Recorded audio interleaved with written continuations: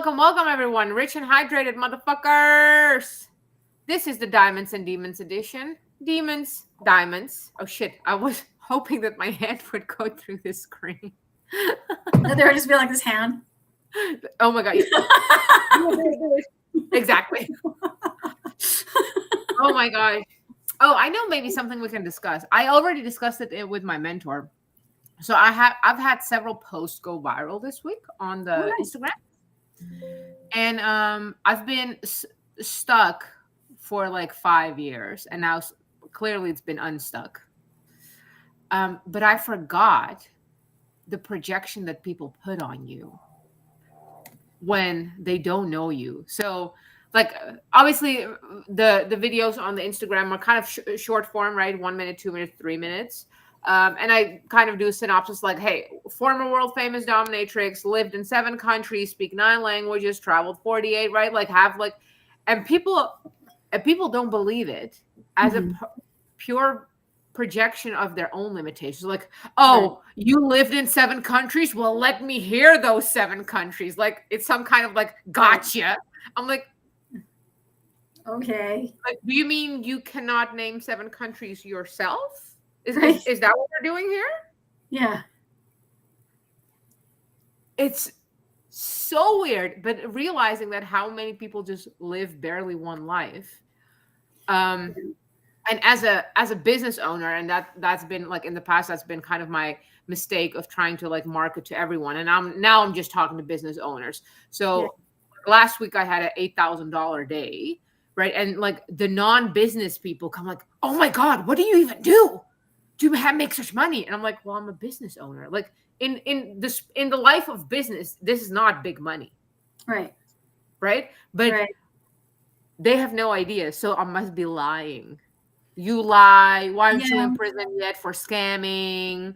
Yeah, I don't know if it's projection as much as it is that their understanding of like reality and how, and like their view and what they can see from their vantage point is so limited, right? That they don't understand that people are living completely different lives from themselves. It's like the pygmy who's never seen the sky, right? There's like a little native guy in Brazil somewhere, and he's never seen the sky because he's lived in the trees the whole time. And it's just like, and you're telling him about the sky, and he's just like, you tell him about airplane, right? Or tell him about an airplane. He's just like, right. Okay, crazy person. Right. Sure. There's metal that flies in the sky. Is the metal with us here in the forest now? Like, they're diagnosing you. You're so fucking crazy. Like that's not part of their reality, right? Or like the person, or like I've heard stories about soldiers who served in Afghanistan, and they're like, the craziest thing is that I met people in Afghanistan who didn't know they were in Afghanistan. Right? They're like, what's this Afghanistan you speak of? We are from this village. There's another village. Is that Afghanistan? There's one over on the other side of the mountain that we go to from time to time. We trade with them. Is that Afghanistan? Yes. And so are you.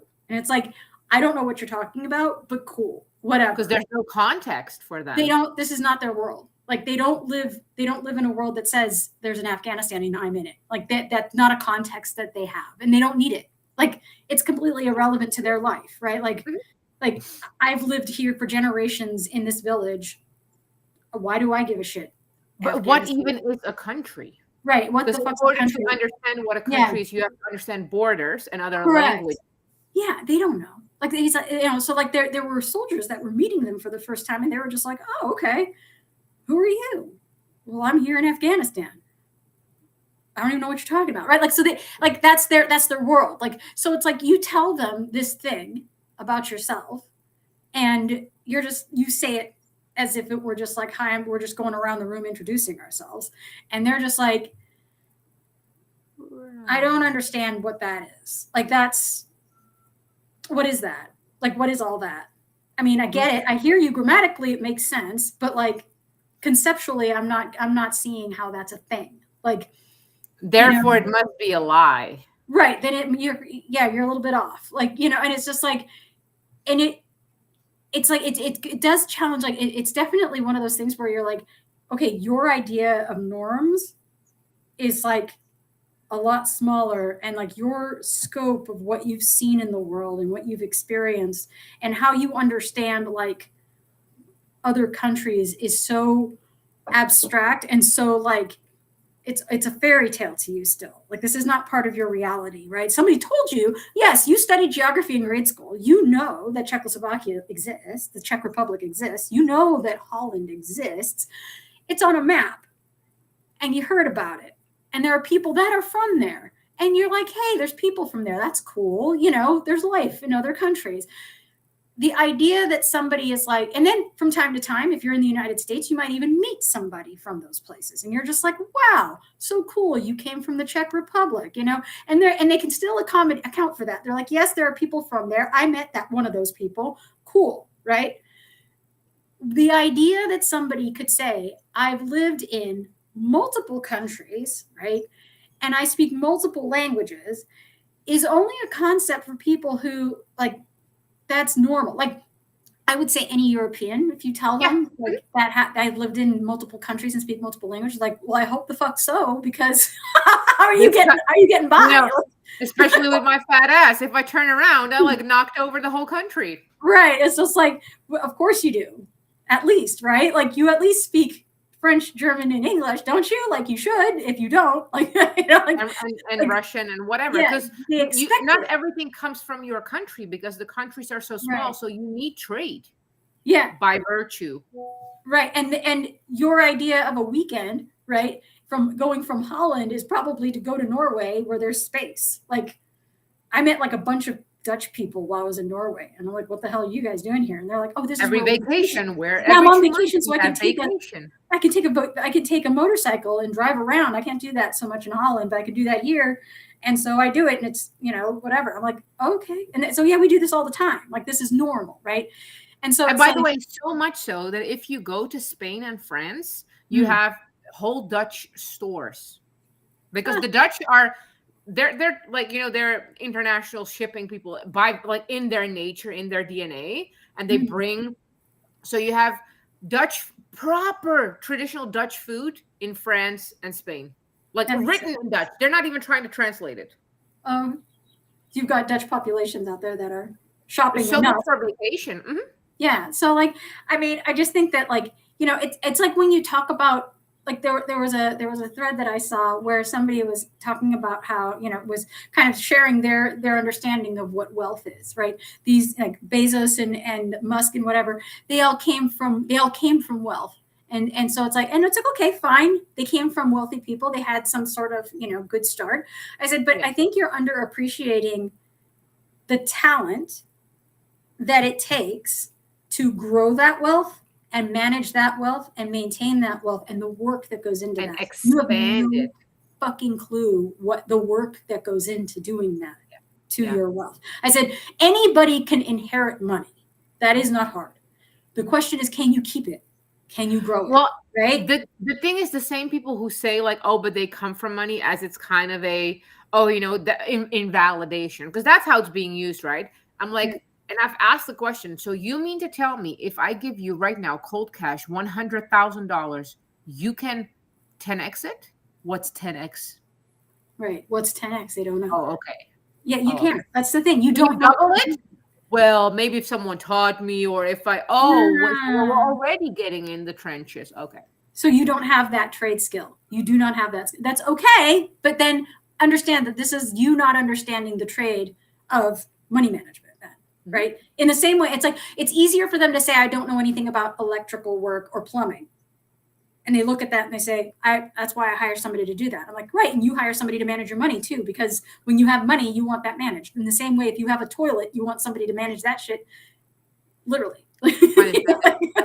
So it's like, I mean, it is what, I mean, but they were, I said, I think you're really, I think you're kind of glossing over the part where it's like, it took a lot of talent to actually grow that wealth, because there's plenty of people who win the lottery and become poorer in a year than they were before they won, right? Or there are even movie stars and athletes who make it big and then they lose their big for long. Yeah, and then they lose their ass. I'm like, that is a thing. Like, I don't think you understand like how hard it is to stay up there and balance yourself up there. Like, you keep climbing I don't think you understand how far the fall is, right? And how easy it is to fall and the work it takes to stay up there and how precarious that is. Like, I just, and it's like, I mean, I don't have that kind of money, but I can appreciate the work that goes into that and what it must have taken for them to do all of that and get to where they are. And it's fine. You can, if you want to criticize how the system works, right? And say, well, it's because, they game the system, blah, blah, blah. I said, yeah, and you know what? And they won. They learned how to play the game and they won. You're sitting here still crossing your arms on the bench, bro. Like, I don't know. Is your bench is really warm? That's all you've accomplished. So congratulations? Question mark? Because you've warmed a bench. You haven't played the game. You haven't done anything. You haven't won anything. You haven't accomplished anything. And it's just like, okay, but don't give me your economic insights and tell me that it's precious. Like, no. Why would I listen to somebody who's broke about money?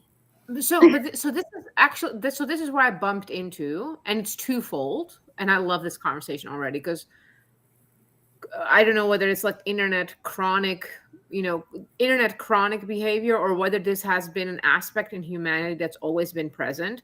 And a great example is like there's a big business coach, by the way, going viral as he often does. And I just checked, like he made a celebratory video with like me 9 years ago, and it's a video of him like, y'all, this is fucking hard. I'm fucking burned out, man. I just like, and crying, which we've all been there and are regularly as business owners. And now 9 years later, I think he hit like, I don't know, 20 mil or something like a great accomplishment, right?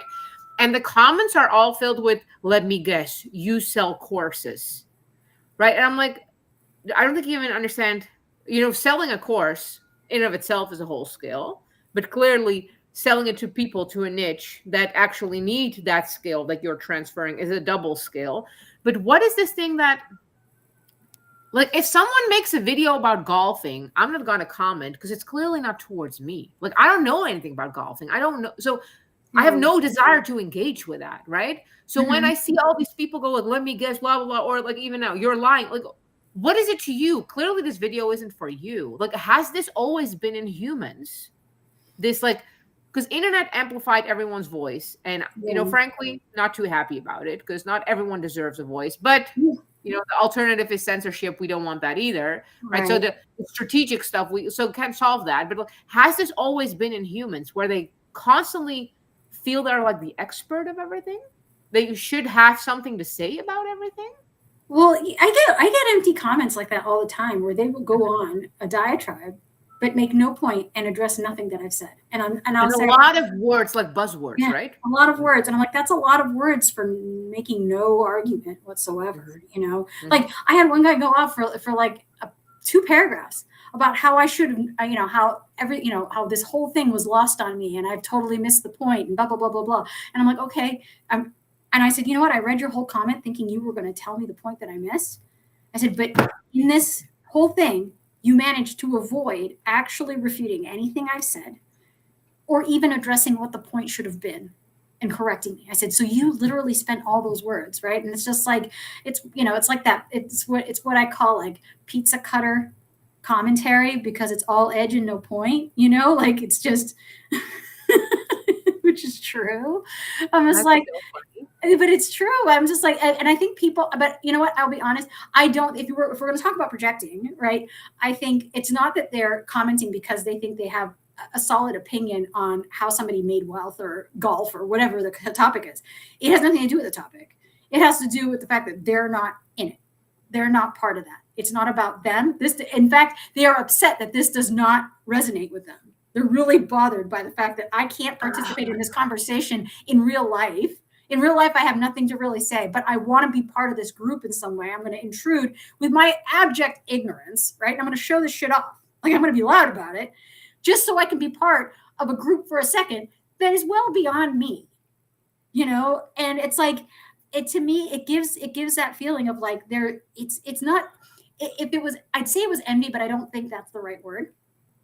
I think it's one of those things where it's almost like it's a reminder of the fact that they lack any sense of ambition and and they recognize that in themselves. I really do believe that. When I see people comment like that on shit they have no business talking about, I 100% get that feeling that it's just like this triggered you in the sense that it made you feel convicted about how fucking lacking in ambition you are. Like, it bothers you, and you saw that in this post. You saw your failure, or you saw that hole in your life. You saw your cowardice, whatever it is. You saw that in this post, and it's fucking you up. And you're telling us about it in this way. 100%. Because if you read the content, it has nothing to do with anything that's in the goddamn post. Right. It can't. Right. It's completely irrelevant to what. Yeah. It's just them being pissed. Well, and just to reiterate, and I love that we're using basically like practical comments as like, psychological examples. So in one of the other posts that went viral, someone said, because I just said like I'm tired of the whole narrative. You have to choose either a beautiful purse or land. Like I just want to have it all. Like, because it's the whole like either you have a good love life or you have business. I'm like, no, I just know I'm having it all, right? Mm-hmm. And someone commented saying, well, this opinion will rub some people the wrong way. And I'm like, well, I'm not American enough to care about what any stranger's opinions might be or response to any of my rubbing. Like, I'm not here to rub any stranger, basically, right? And then that created a whole whirlwind of people telling me how I have no empathy and I have no humanity. Yeah. I'm like, right, but I mean, by what metric? Right? But of course, I'm just sharing my opinion. Right. This is a statement. It's a statement of fact about me that I believe I have all. Yeah. I that's it. It's a declaration, and it shouldn't affect you in any way more or less than me telling you what my name is. Like, it's just a declaration of fact about me. My favorite color is purple or red. That's it. I have a fat ass, and Americans get really triggered by that too, though. They do. Like, oh, but you're beautiful, you're pretty. No, I know. And I have a fat ass. I also have short arms because I'm 5'1". Right. This is my existence. Like, it's just who I am. Like, why? Here's my thing. Why are you taking such issue with facts about me? Like, you don't have to live with it. So what the fuck is it to you exactly, right? Like, you don't have to live with any of this. You don't have to live with this thought process that I have, right? Or with this opinion that you don't have to live with it. So what is it to you? How is that even a reflection of empathy or humanity when it's simply an opinion that I hold and I live with? Mm-hmm. I'm afflicted with it, not you. What's this weird shit where you feel like you're a victim of my own opinions? Well, and it's coming back to what you said of my existence. Right. How do you find offense by how I exist in the world? Right. If I'm to narrate my life, right? I mean, that's the thing. We often live in silence. It's, to your point earlier, so social media has given amplification to things and a microphone to things that maybe didn't need it or never had it in the past, right? And it's like, so now we're narrating our lives to people. And it's like, and so, sometimes it's benign. It's like, I went bird watching. Okay. Or this is me and my kid going to the park. Okay. And that's whatever. But when you start to really narrate things that would have probably only made it to your diary, or maybe would have been something that you had, you would have discussed with a friend at a coffee shop, but you wouldn't have announced it on a public platform. These are things that people are starting to learn about others that they never got privy to before. This is not something that you would have said it to people, I'm sure, but without social media, you would have been saying it one at a time. Mm-hmm. We would go to lunch, you'd tell me. You go to lunch with Danielle, you tell her. You go to lunch with another friend, you tell her. And they would all know this about you. We would all know this about you, but it would be your friends who'd know it. And maybe you would have gotten at some point a lecture circuit where you would go and give talks to large groups of people and tell them about you. And then they would know. But that's how it would have gone, and people would have paid to see it, right? There'd be some access point. And it's like, so, but now this is like free information I'm telling you about me, right? And what they're complaining about is that I didn't seek your consent before I exposed you to my opinion about life or myself. Like, I just don't know if that was really necessary. Like the fact that, and the fact that you felt the need, like you're actually saying, whoa, whoa, whoa, before you proceed any further, let's put a warning label on your fucking opinion, is just like, if you're too fragile for the internet, get the fuck off. Like, right? Like, is it really that hard for you to stomach that, somebody holds this opinion? You can disagree with it and nothing fucking happens. Well, and it's even the whole idea that one has, like, the fact that you have an opinion about someone else's existence and you think that's an opinion. No. Like, someone is just existing. Yeah. Yeah. With a thought. In the moment. That's all that's happening. And it's like, and you're sitting here saying that is actually a blight on your humanity, and how much you know about me in that short time frame. Right. Just based on this one opinion, you now have formulated a whole idea.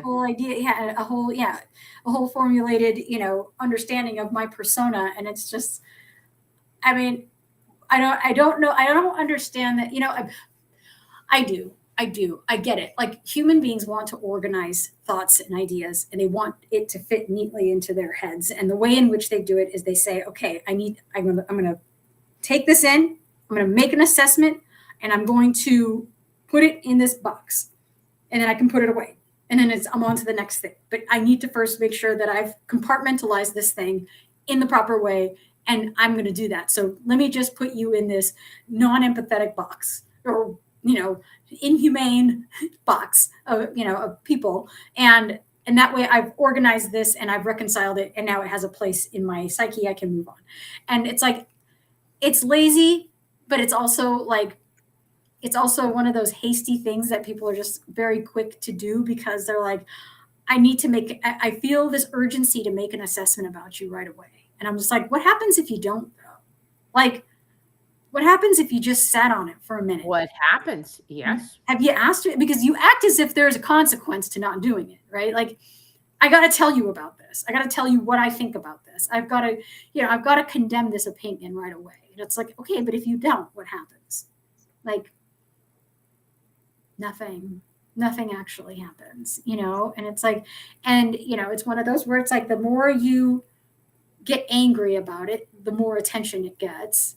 If you really hated it that much, you wouldn't have given it the click, you wouldn't have given it the like or the angry react, you wouldn't have given it a comment, you wouldn't have done anything.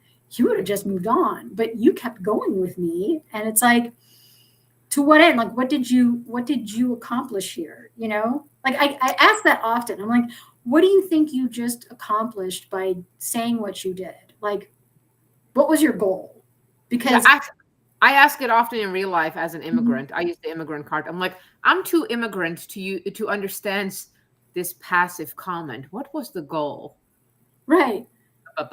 But yeah, no, continue. 100%. But that's it, right? Like, what was your goal, and what did you think you were going to accomplish? Like, like, for example, I'm not a big fan of politicians as a general rule. Like, so I'm pretty cynical towards them.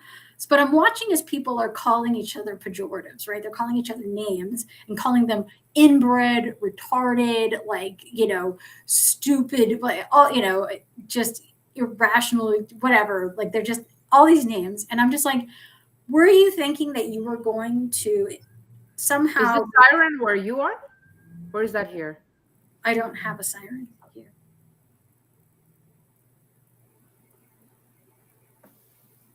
There was a siren, like a car, like on the highway. I'll quickly text husband if I keep talking. Yeah, sorry. But I'm like, what were you hoping to accomplish by doing that? Like, do you think that they'll see the error in their ways and be shamed out of it by doing that? Like, that they're going to be like, oh shit, random person on the internet called me retarded. I guess I better change my entire worldview. Like, right? Like, I don't know like that's going to work. You know, like I'm like, has it? Like, have you actually gotten? Have you changed lives? Have you changed minds and hearts this way? And you know, and I said, or are you just in a pissing match? Because it's like this is just seems like it just seems so wasteful, like, and it seems so shallow, you know. And I mean, if you have examples or if you have a point to make, you might as well make that. But I just don't understand this thing where it's like I can name call you into something. I can shame you into changing your mind. Yeah. And it's like, you know, I'm going to leverage this thing where I actually, this is what's the hubris in thinking that you could chime in on some random person's post about something, call them, you know, lacking in humanity or empathy, and feel like that would mean something to them, right? Like that they would actually be like, holy shit, am I really lacking in empathy? Like, well, oh shit, am I to aspire to have empathy? Right. Here I was just going about my business when all of a sudden this person chimes in and accuses me of lacking empathy. And it's just like, what were you thinking was going to happen with that? You know, like, I'm just like, I don't get why they do it. And it's just, other than the fact that they need to feel like they're part of something and this is the only way in, right? I think you really touched on something with that. Yeah. Yeah, it's more than just projection. It is like, it is actual, like, almost self-loathing. Because game recognizes game, right? So like another successful person would look at you and be like, cool, all right. And maybe they're not even impressed. They're just like, yeah, she's doing her thing, fine, scroll. Or they might chime in and be like, keep going. There's more. Keep going, right? They could say that, right? But they would just they'd get it and they'd be like, yeah, that's fine. That's a normal thing to think. That to them, that's normal. Yeah, it's as normal as knowing 3 languages in Europe. Like, it's just it's Tuesday, right? It's just fucking Tuesday for them, right? What you're saying could be like no different than saying it's sunny outside, and they keep going. They're just like, okay, they might not even be moved by that. That's the thing, is it's like. But the person who thinks that this is so fucked up, right? Now, contrast that, right? Let's say you have 2 people that cannot relate to what you're talking about. Mm-hmm. One person thinks you're fucked up for saying it, but the other person is intrigued, right? Mm-hmm. And says, I also don't understand, but that's interesting to me. That's a good tip. And then ask questions. Can I tap into that? Well, I'll just follow and see what she says and see what she does. And let's just, I don't know. I mean, no harm in checking it out, right? That person also doesn't know, but they're kind of just in the observation phase of things. And they're like, I know I don't know, right? As opposed to the person who thinks they know, but they don't. And so it's like, it's not about their ignorance. It's about the fact that somebody sees an opportunity while another person sees shame in themselves, right? It is there. And it's the same comment. You made the same comment. Everybody saw the same fucking words. Mm-hmm. And they read something into it and said, you know, and saw something about themselves. One saw opportunity, the other person saw failure. Yeah. You know?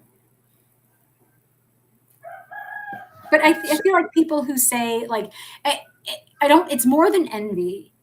It's more than envy. Envy suggests that they want what you have.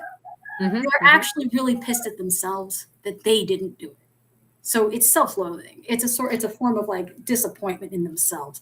But do you think they have the understanding that it has taken work that they should have taken to themselves if they wanted the thing? Or is this just like a result of, you know, I call it the tell cell time, where it's like, put this little machine on your belly for 10 minutes a day and you'll have abs within 6 weeks. Nothing else to do, like with this like overnight promise. Right. So like a dissonance, right? Between like what life actually takes. Right. That this is not something that can happen overnight, that this is, you know, that this is actually a process. Right. Mm-hmm. And I don't think they want to accept that it's a process. I think they're fighting that. They are absolutely fighting it. That's why they look for excuses on why it was easy for you. Easy for you. Right. We went full circle right now. back when kind of like the bandwagons and the privilege thing started, right? Because that's what it is. Privilege is the absence of certain trauma. But that's basically what it is, right?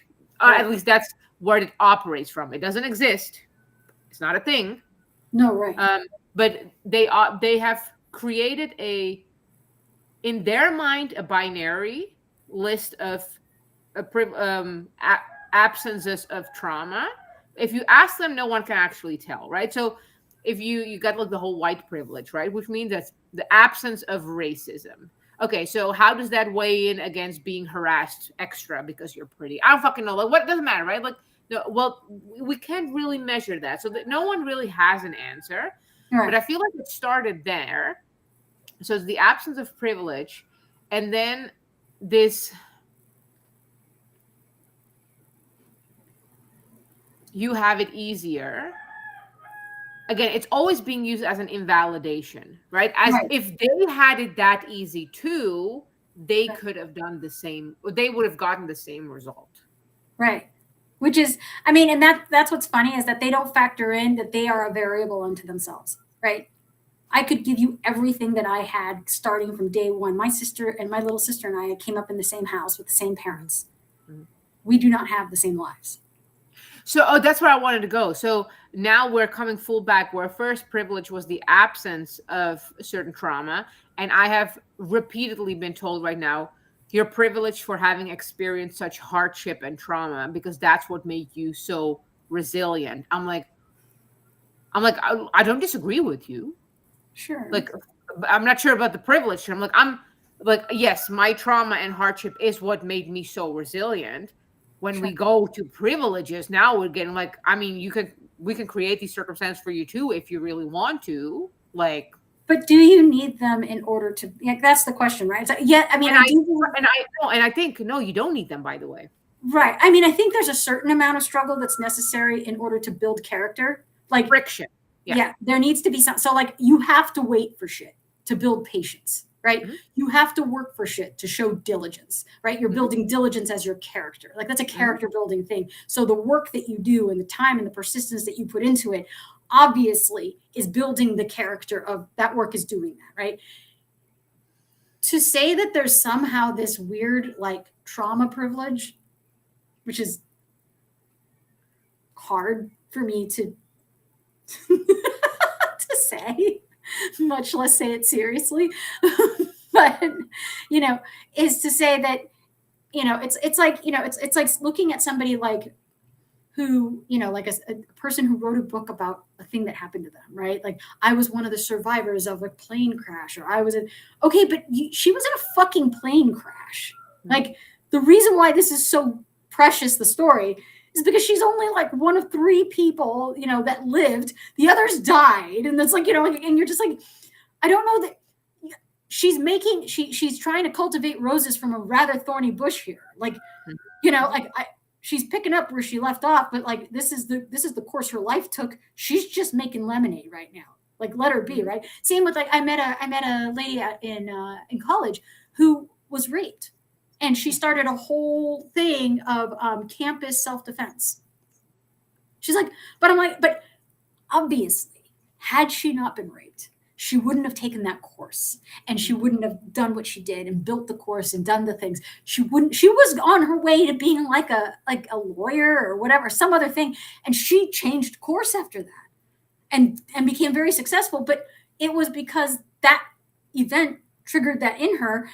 I don't know that we should be trauma hunting. Like, we shouldn't be looking for ways to fuck ourselves up so we can get back out of it and say, look what I did, and then I'll tell a story about it, you know? Exactly. Like that's not... It's twofold on that, right? Because if you, not you, the symbolic you who said, like, I have privilege of trauma, if you truly believe that, you would place yourself in environments where the potential of trauma could be amplified. Right? So you would place yourself, I don't know, walk in the night in the fucking shady environment. You would go to Skid Row, just fucking hang around with the junkies. Like, you would seek violence. You would, right? It's like, I've been stabbed 5 times. Not because I was around like shit, like bad people, like trying on a fucking motorcycle bad girl. No, because bad people came to me, right? So if you think that's a privilege, I mean, I'm sure you can put yourself in an environment where the chance of stabbing is very high. Right. But you don't believe that. No, you don't. You don't. And what's really crazy is that you sit here victim as fuck and you haven't experienced anything that really makes you a victim at all. That's what you're That's essentially how we got there. Yeah. Mm-hmm. I mean, you're sitting here feeling sorry for yourself, and it's like, well, you've got trauma, clearly. Clearly. What the fuck else is stopping you from doing what you need to do? Mm-hmm. You can't tell me that you're too privileged to succeed. That doesn't make any goddamn sense, right? So, like, so it's funny because as someone who comes from a turbulent background, I have always envied people who did not have the turbulent background, because because my narrative was like, if I didn't have these trials and tribulations, like some of them sure shaped me, some of them were like did not do anything for my character development except for like stall it, like very fucking clear, right? So I could have been further ahead if I had a rose-colored upbringing. I would like that. That's a selling point in and of itself, right? Yeah, and I mean, and I had to, when I became when I started like really going into business, I had to move away, because first I would find people who always had all the like, oh, look at my rough upbringing, and don't get me wrong, I love me an underdog. Everyone loves an underdog, and I cannot surround myself endlessly by people who only have underdog stories, because it programs my mind that it will constantly need underdog stories to succeed to the next level. Right. I will actively seek people who do not have those depth of hardship, because they're showing me that that's not necessary. Right. They have to show you a different dimension than what you know. Right. Clearly, you are making millions and you did not get through all this. Oh my God, I want a little bit more of that. So you're saying it's possible to be successful without having an entirely fucked up situation. Without rock bottom? Oh, okay. I'll sign up. Yeah, that's what I want. Right. And I mean, there's only so much, and that's true. Like, I think, there's a lot that I see. Like, I see these reels from time to time, and I don't know how I get served these ads or these reels, but they suggest it. And I'm sure I clicked on something at some point or had a thought, and therefore now I get these, right? But and Meta was like right there in my brain, like reading it, whatever. But like, I'll get these reels of people who will share their story of how they lost a lot of weight, or they are this many days sober, right? And I believe, like, honestly, I'm like, good. I'm glad you got your shit together, right? That's good for you. Like, I'm happy for you, right? But it is to be understood, right, that you should have never been there in the first place. And if you don't get that part, and if all you're doing is sitting here reaping the accolades of getting yourself out of the ditch without recognizing that you shouldn't have gone in the ditch in the first place. What got you in that ditch? And what got you in there was actually not good, right? That you're making good of it now is not an excuse for what you did to yourself, and what you allowed for yourself. Like, you clearly had poor boundaries. Like, there was a bankruptcy of character here that took place to get you into the hole that you climbed out, and now you're a normie. You went from subpar to normal, and that was that's exceptional for you. But we can't be sitting here saying that's excellent. That's not actually excellent. You're out of the hole. That's like saying you're out of debt, right? Out of debt is not an accomplishment yet. That's level. That's like you're at sea level. You're not underwater. You've gotten out of water, but you climbed nothing yet outside of the water. So it's like this is your first day in the positive, right? So it's like, okay, and then what is what we should be saying, right? We shouldn't be saying that's enough. You got yourself into shit and then got out of it. Should not be the story of your life. It should be, I've done this incremental thing, right? Whatever that is, right? And my measurement is like, for me, I measure myself against like what my parents did, and how my parents were. And I measure myself based on that and say, am I an improvement? Like, did I in some way improve upon them? Like that cycle. Yeah. And did I break the things that needed breaking? And did I fix the things that needed fixing? And am I a course correction of where they were headed? Did they start a good journey And am I finishing that, or am I at least getting it further along, right? And then looking at my kids and saying, are they moving it further along? Are we on the right track and the right path forward, right? That's what I'm looking at. I'm looking at legacy more than I am at, whether or not, I've accomplished a published book or whatever it is. So, I mean, but everybody has their mark of what that looks like. And it's crazy because you share that about your ambition. You share your ambition to have it all, right? And to make the money and do the things and have the relationship and everything. And the fact that you're pursuing that, as opposed to a person who says that's not possible, right? Is like, well, that's why you felt the need to choose, right? So you did, because someone else told you what you told me, and you believed them. And I'm saying I don't believe you, and I'm trying to prove you wrong, right? In the process of pursuing my own ambitions, one of them is now to prove you wrong, right? And if I do or if I don't, doesn't matter. I will have died in pursuit of this good thing that I want, right? Mm-hmm. And so, I mean, and to me, it's like, how is that not sufficient?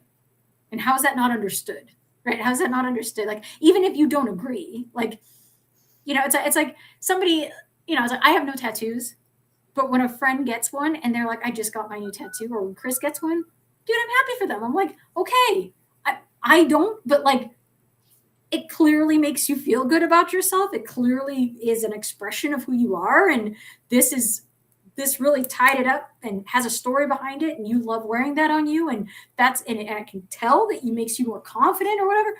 Great. I don't have to do it myself, and I don't have to want it for myself in order for me to praise it in someone else, And I feel like there's a lot of stuff like that, like it. And I don't know, I guess I just don't understand why people are trying so hard to homogenize everybody down to like the most lowest common denominator. You shouldn't want more than what I have. Who has that problem? That's a great, you shouldn't want to have more than I have. That's a great one. Mm-hmm. Well, it just feels like, I mean, it's giving Scandinavia a little bit. Like Scandinavia kind of has that in them, it's not everybody. I mean, there are ambitious people out there, but like in general, they're like, the reason why everybody says they're happy is not because they're happy. It's because they're content with what they have and they're ashamed to want more. Like, that's and by the way, that's very tall poppy syndrome is the same, right? So that's the Brits. In the Netherlands, you have this phrase, just be normal. That's already crazy enough. Another, like, just remain. Yeah.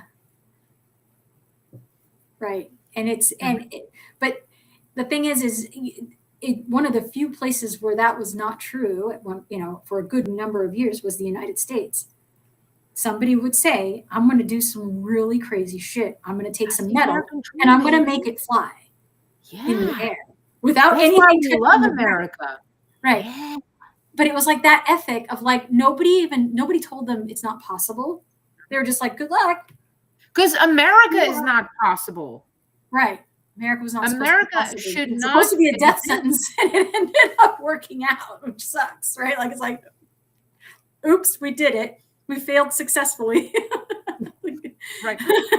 Yeah. And it's like, I mean, but they did. We managed to get it together and do a thing. But that was like, that's one of the reasons why so many inventions came out of the United States, and every other country said, okay, I'll improve upon it.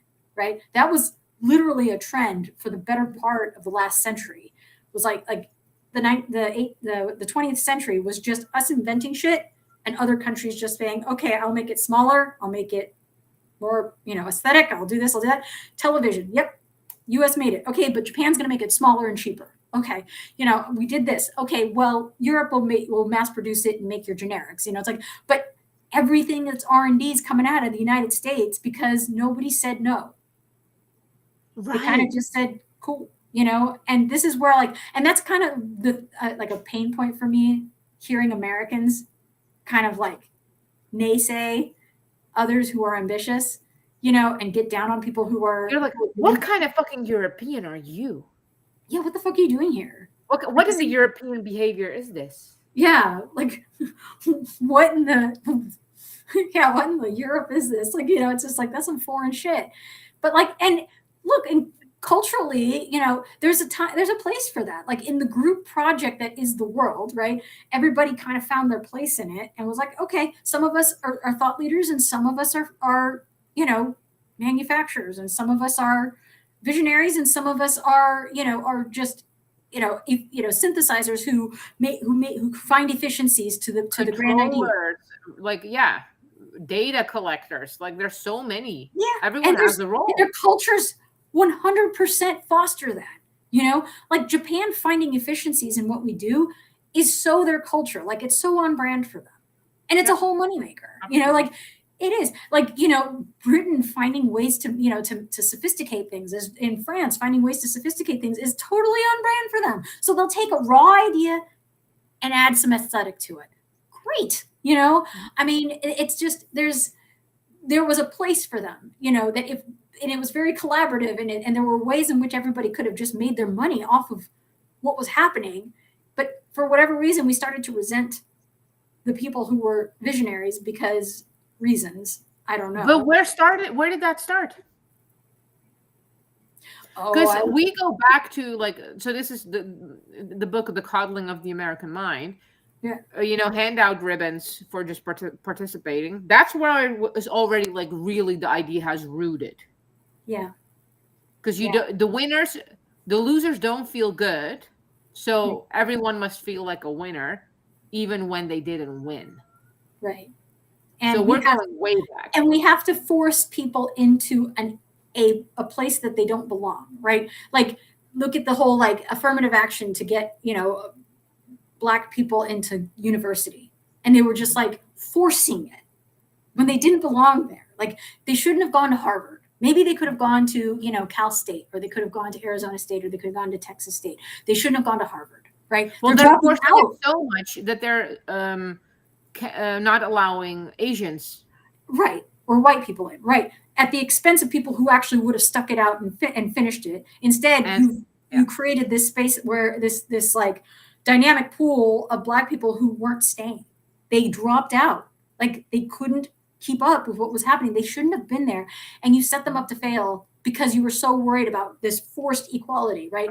You didn't belong there. And it's and I think that came with all of those liberation movements, right? Mm-hmm. That were starting to burgeon around the 50s and 60s, and then really came, 60s and 70s really started to unfold of women's liberation, Black liberation, and these movements, they didn't Marxist movements, but that started to take a stronghold, and started, and got people thinking about how unfair it is that there are people who get to do this job and not that job, and it's just and they have this role. I don't want that role. I want this role. And it's it doesn't make sense for you.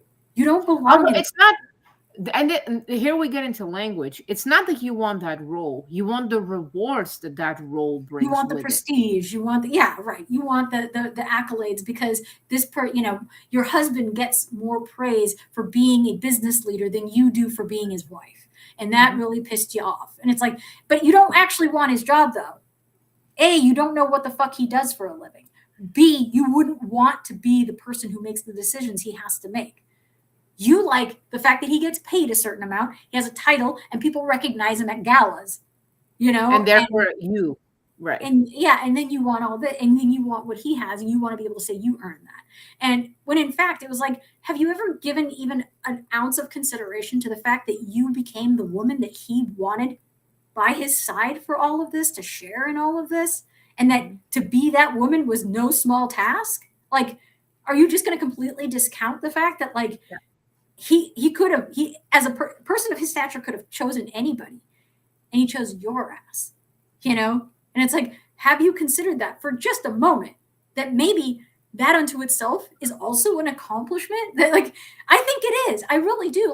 The fact that somebody with that much game is giving you the time of day when he doesn't owe you a damn thing, is a big deal. The wife of the guy who founded Dell Computers was there from day one in college. Day one. So they're still together. Okay. That's got to be a rough, man. She stood by him the entire time. And I'm just so he's not on his third wife. He's on the same wife. And she has stood by him through the whole thing. And he sings her praises, right? Of course. And it's just she did, and you know she did a lot. She did more than just look pretty. You know, like she was smart too. They met in college, and it's like, you know, so she's not an idiot, but her work was not something that, you know, her name wasn't on it. But she did, but he doesn't shy away from the fact that he could have done none of this without her, right? Like he's very open about that. And I'm like, there it is. Like there's only so many people, like it's like the brain coveting the heart's job and the heart coveting the brain's job, and not understanding that they're both vital for the fucking body to exist. But you take for granted what you do, and you don't think that it's as appreciated because because everybody says, well, the brain has done all of this. The brain has made all of this function and made these decisions and responded. Right. And it's like, okay, I was busy pumping blood so that the brain could do its job, but cool, right? Like, and it's just, and it's like, and you know, and the heart is always blamed for like emotional things. Well, you know, the brain is always rational, and it's like, but you need both.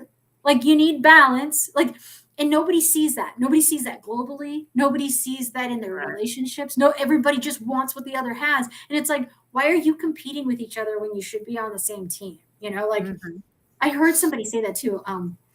They were, you know, she was talking about Black relationships because she's a Black woman.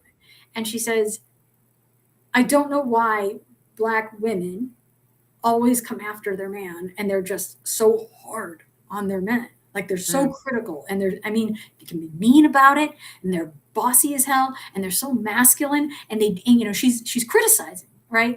And she says, I don't understand why you are competing against your man. She's like, why are you competing against your own man? Like that doesn't make sense. You all should be on the same team because it's you against the world. Like it's you two and everybody else. That's how it should be. She's like, you should be teaming up with your man, not competing with him. Like, why? You know, and I feel like that can be unto itself like some sort of, not to be cliche, but a trauma response, right? That they feel like I have to prove that I'm worthy, and the only way to do it is to measure up to him. And it's just like, you don't have to measure up to him. He's, you know, you need to compliment him, and he needs to see he needs to know that you fill a hole in his life he cannot by himself.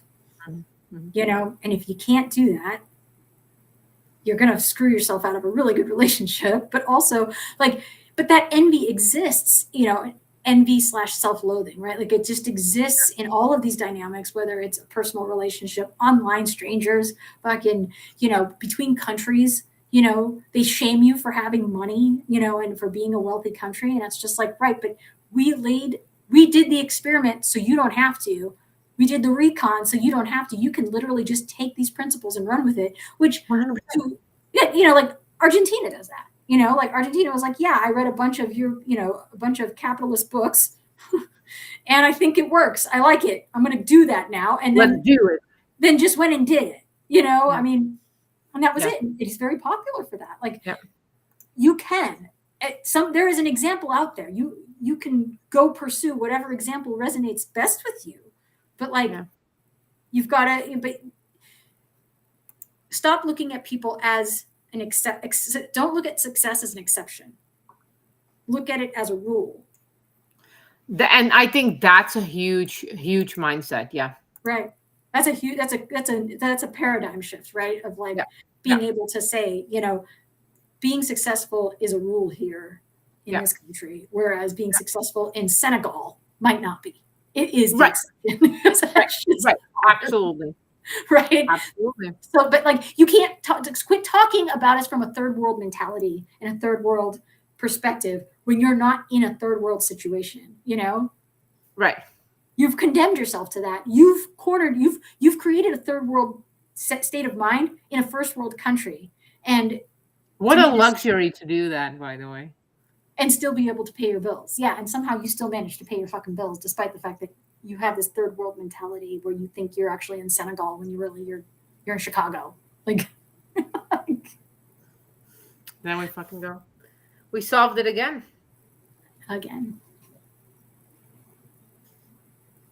We keep solving it. So easy. So easy. So easy. Oh my God, so good. Yeah. We solved it again. Yep, I think so. Everyone, we solved life and America again. We solved the internet today. It went beyond America. We solved the internet. We did. We solved the internet. You're welcome. You're welcome.